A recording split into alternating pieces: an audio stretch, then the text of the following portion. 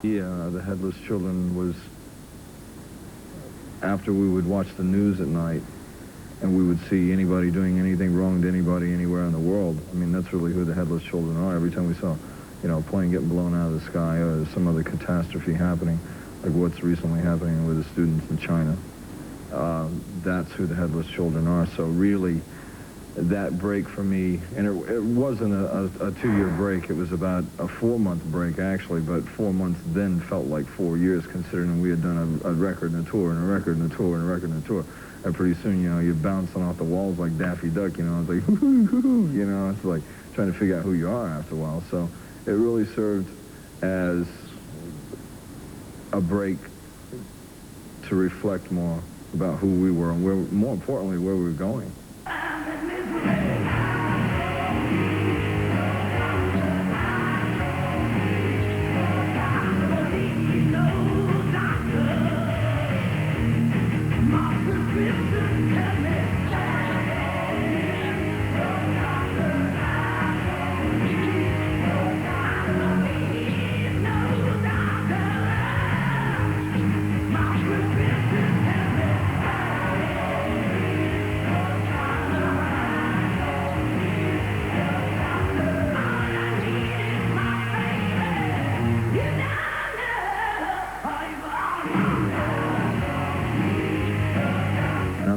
Of people that have been overwhelmed by the change, and I mean, then there's some folks you walk up and hit them in the head with a brick bat, and it still wouldn't faze them, and it's like, I go, don't you get it? This is like what I've been thinking all along, but I guess this goes back to the whole idea that first impressions aren't lasting, and they're seeing what they want to see, I mean, they're still seeing me standing there with saw blades on and stuff like that, hey, that's last year's model. That's no longer valid. I mean, that's something I did, and we're not ashamed of anything we ever did. But that was then and this is now. And I think fans romance the idea in their minds of bands staying the same. They don't want them to change because they say, well, remember that first album or that second album and it wasn't that great and stuff. What they don't realize is that the band doesn't grow. It's just like anything else in life. If you don't grow, plant a tree, I mean, anything will die if it doesn't have somewhere to go.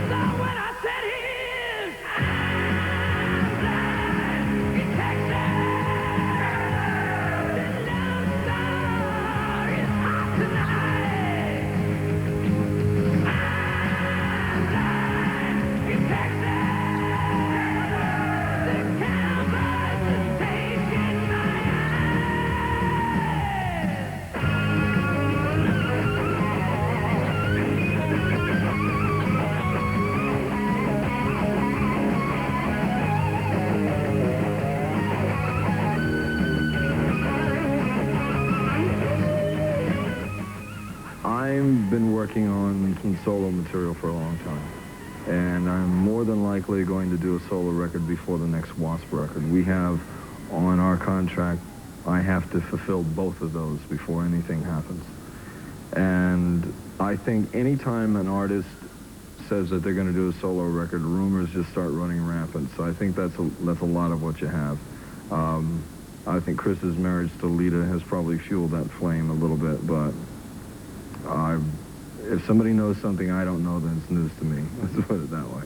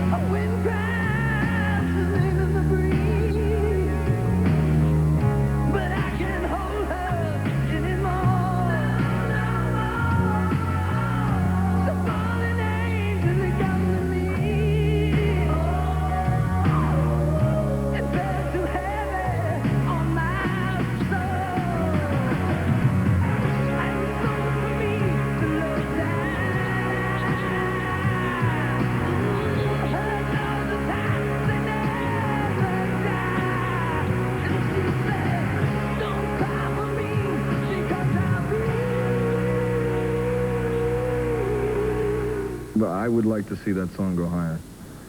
We think that it's probably the best thing we've ever done. And on a personal note, if a solo record that I'm going to do, or let's say that song is indicative of something I would do on a solo record, you would hear a lot of that. It's bracing people for what they're going to hear. Because there's things that I've wanted to do for a long time that W.A.S.P. in some ways are a ball and chain around my neck and I can't do. So I think this is a pretty good introduction. So, you know, I'd like to see it go higher if it could. Because when you do something that you think is good, I mean, and this has nothing to do with money, this is just purely recognition for what it is. And I would hate to see the name of the band hold back a song like that.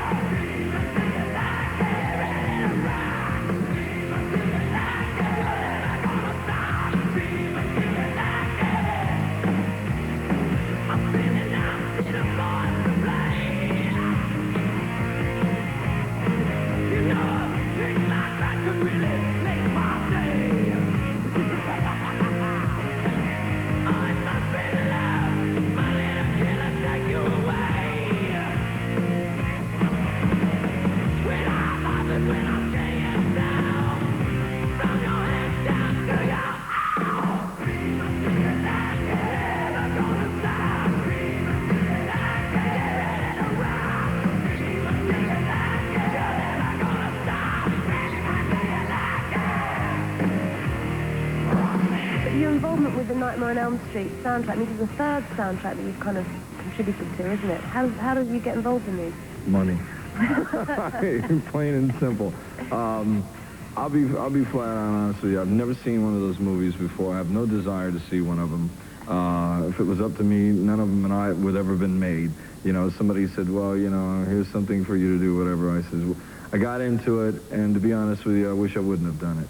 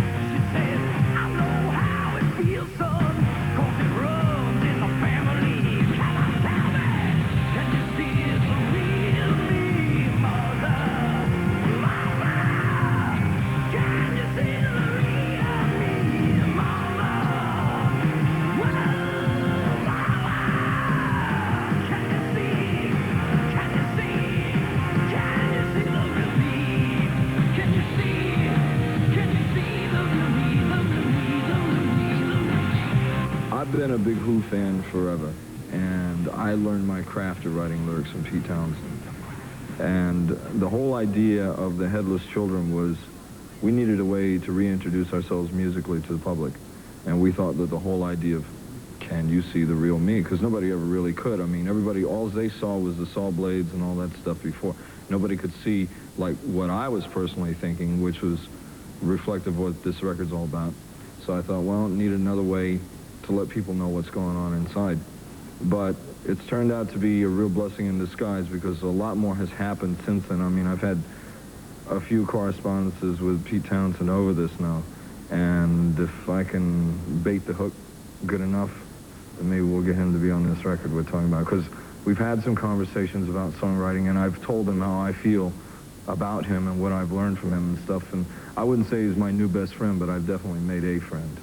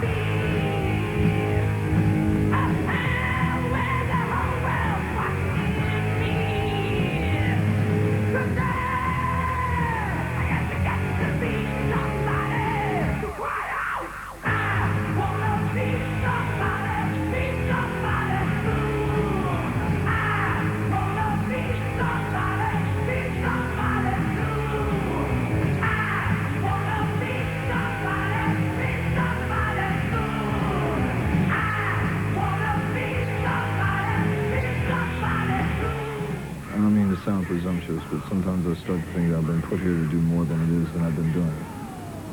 And I love music. I mean, it's in here. I mean, even to this day, I'm driving down the freeway at home, you know, I find my fingers tapping on the steering wheel and something's on the stereo that I like. But the whole idea of that is a highly complex situation. To become a senator in California, you have to remember that as goes California, so goes the nation. Very influential, very powerful. And myself personally, I could not compromise my beliefs. So in other words, for me to get where I wanted to go, if I really wanted to do that, I would have to build an organization where I could insulate myself, where I was impervious to outside intervention and influence. And the problem with that is that if you're going to do things that are good for John Q. Public, you a lot of times ruffle the feathers of business. And unfortunately, those feathers are usually attached to very big birds. And when you look through history, or look down through history, history teaches us that anyone can be gotten to. And I don't want to end up being a martyr for anything, especially if you can't accomplish anything.